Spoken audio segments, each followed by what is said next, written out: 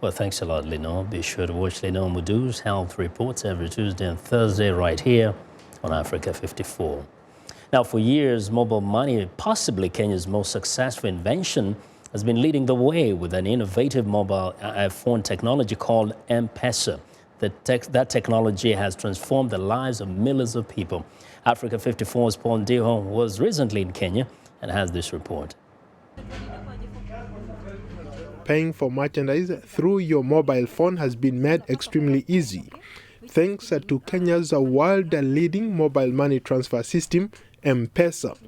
Launched in 2007 by Safaricom, the country's largest mobile network operator, it's now used by over 15 million Kenyans, equivalent to more than two-thirds of the adult population, and around 25% of the country's gross national product flows through it. Mpesa is not just a money transfer service. Especially here in Nairobi, it has revolutionized the way business is done.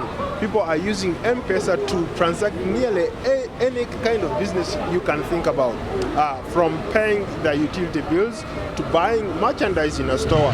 Bessel Omondi, a student at Kenyatta University, says Mpesa is the best thing that has happened to Kenyans in a long time. I think Mpesa has made sending money, like money transaction, very easy, whereby I get money through the phone. Mpesa was originally designed as a system to allow microfinance loan repayments to be made by phone, reducing the costs associated with handling cash, thus making it possible for lower interest rates. But after pilot testing, it was broadened to become a general money transfer scheme. I usually do the transaction to help the customer to withdraw the money or to deposit their money. How many customers do you get a day? For a day, I can get for about 200 customers. The success of M-Pesa has no doubt taken the whole world by surprise. Operators in some other countries are doing an increasingly good job of imitating it. William Baria Nyangweso is a regular customer and explains how it works. You come and then now like this one is okay. Then you take your ID. Then you are able now to come out, because once you leave this place and the amount is less, you cannot come back.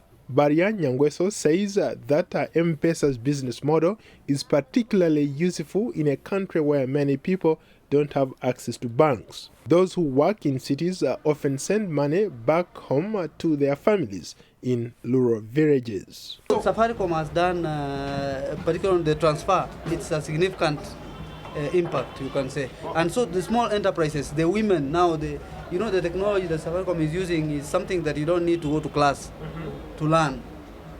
That unless you have issue with numerical numbers, but an old mama can send you 100,000 by just pop and doing that. Philip Moganda, a resident of Mombasa, says M-Pesa is the new reliable way to send and receive money. Some Kenyans say storing money on M-Pesa is safer than the banks.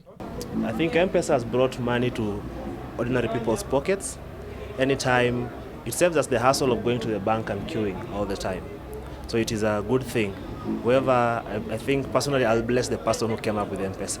Economic analysts say some of the factors behind M-Pesa's success cannot be copied, but many of them can, which means it should eventually be possible for other countries to follow Kenya's pioneering example.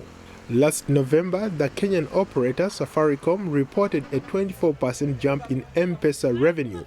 Its active user base also climbed to 15.7 million people, accounting for nearly $190 million in transactions.